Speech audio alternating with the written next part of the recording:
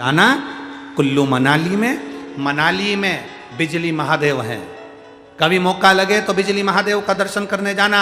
आसमान में जो बिजली चमकती है वो बिजली महादेव पर गिरती है, उसका नाम बिजली महादेव है। बिजली महादेव पर गिरती है तो महादेव के शिवलिंग के टुकड़े टुकड़े हो जाते हैं। इतने टुकड़े होते हैं कि उसको बारीक बारीक टुकड़ों को वापिस जोड़ना पड़ता है। शिवलिंग के टुकड़े टुकड़े हो जाते हैं। बिजली महादेव पर बिजली गिरती है, टुकड़े टुकड़े हो जाते हैं। जब टुकड़े टुकड़े हो गए तब एक परिवार में, उसके परिवार में कोई विकलांग है, वो विकलांग ऊपर जाता है। उसके घर में कोई ना कोई विकलांग जरूर होता है। वो सब दूर से माखन मंगकर ऊपर जाता है, बिजली महादेव के टुकड़े टुकड़े इकट्ठे करता है, मक्खन से उसको जोड़ देता है। जोड़कर एक लोटा जल समर्पित करता है। फिर हाथी के पांव से भी तोड़वाओ तो वो महादेव नहीं टूटते हैं, उसको बिजली महादेव कहते हैं।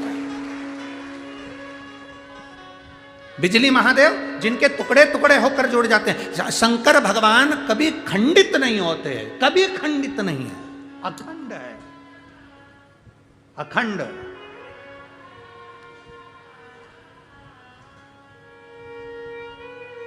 आपके घर में कोई शिवलिंग है, वो खंडित हो गया, आप उसे खंडित मत मानना, उसकी सेवा करो, पूजन करो, आराधना करो, फल देगा।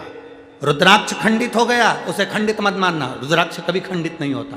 दो टुकड़े भी हो गए तो समझ लेना कि गौरी और शंकर हो गए। चार टुकड़े भी हो गए तो समझ लेना गौरी शंकर कार्तिक और गणेश हो गए। उसके 6 टुकड़े भी हो गए तो समझ लेना कि जया विशारा शामली वाली दौतली और देव, ये 5 कन्या भी उनके साथ आ गई। उस रुद्राक्ष के टुकड़े टुकड़े भी हो जाए तो वो मान्य है।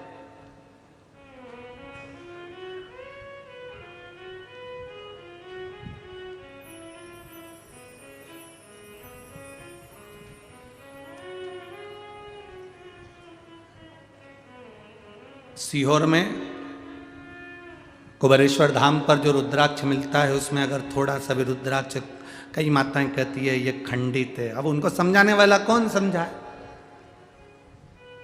ये तो खंडित है, भैया हमको दूसरा दे दो। उनको समझना चाहिए रुद्राक्ष शिवलिंग कभी खंडित नहीं होता, वो अखंड है। सबके जाने की कथा है। राम जी के बैकुंठ जाने की कथा है, कृष्ण भगवान के जाने की कथा है, सारे देवताओं के जाने की कथा है। आपने कभी शंकर जी के जाने की कथा सुनी क्या, कि शिव जी इस पृथ्वी को छोड़ के चले गए? नहीं, अखंड।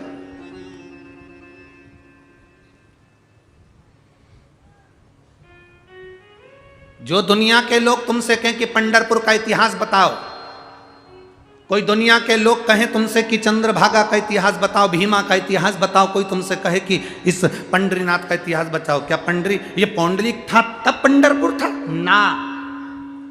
जो कहते हैं कि पौंडलिक आए और पंडरीनाथ तब आए, तो ये इतिहास नहीं। पंढरपुर का इतिहास देखना है तो स्कंद पुराण में देखो, उसमें लिखा है सतयुग था तब भी पंढरपुर था, त्रेता था तब भी पंढरपुर था, द्वापर था तो भी पंढरपुर था, और कलयुग है तो भी पंढरपुर है, और फिर युग निकलेंगे फिर पंढरपुर रहेगा। क्यों? उसका कारण क्या है? क्योंकि जिस स्थान पर देवाधिदेव महादेव रहते हैं, जिस स्थान पर शंकर रहते हैं, वो स्थान कभी समाप्त नहीं होता। उज्जैनी कभी समाप्त नहीं होती, काशी कभी समाप्त नहीं होती, कृष्णेश्वर कभी समाप्त नहीं होता, भीमाशंकर कभी समाप्त नहीं होता, केदारेश्वर, पूरे केदारेश्वर में त्राही त्राही मच जाए, चाहे बिल्डिंगें गिर जाए, चाहे दुनिया तहस नहस हो जाए, तो भी केदारेश्वर अटल की अटल रहता है, वो टूटता ही नहीं है, वो टूटता नहीं, वो बिखरता नहीं, वो अखंड है। सोमनाथ जिस पर लोगों ने आक्रमण करा, सारा तोड़ दिया, फिर अखंड हो गया,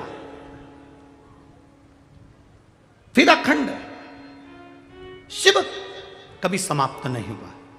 तो पंडरीनाथ, लोग कहे पंढरपुर का इतिहास क्या? पंढरपुर का इतिहास यह कहता है शिव पुराण का कि पंढरपुर आज का नहीं, पंढरपुर में हरि विठ्ठल महादेव दोनों विराजमान है। जहां शिव है वो कभी समाप्त नहीं हो सकता, वे अखंड है, अखंड।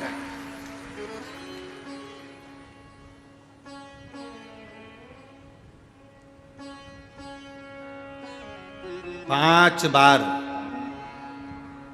काशी काशी कह देने से व्यक्ति को मोक्ष मिलता है। कितनी बार? जम के बोलो जरा। 5 बार। काशी काशी कह देने से व्यक्ति को मोक्ष मिलता है। शिव महापुराण कथा कहती है 1 बार मुख से हरिहर विठ्ठल कह देने से दुनिया को तृप्ति प्राप्त होकर परम धाम मिलता है। केवल 1 बार मुख से विठ्ठल नाम का, क्योंकि शिव विठ्ठल में समाहित और विठ्ठल शिव में समाहित।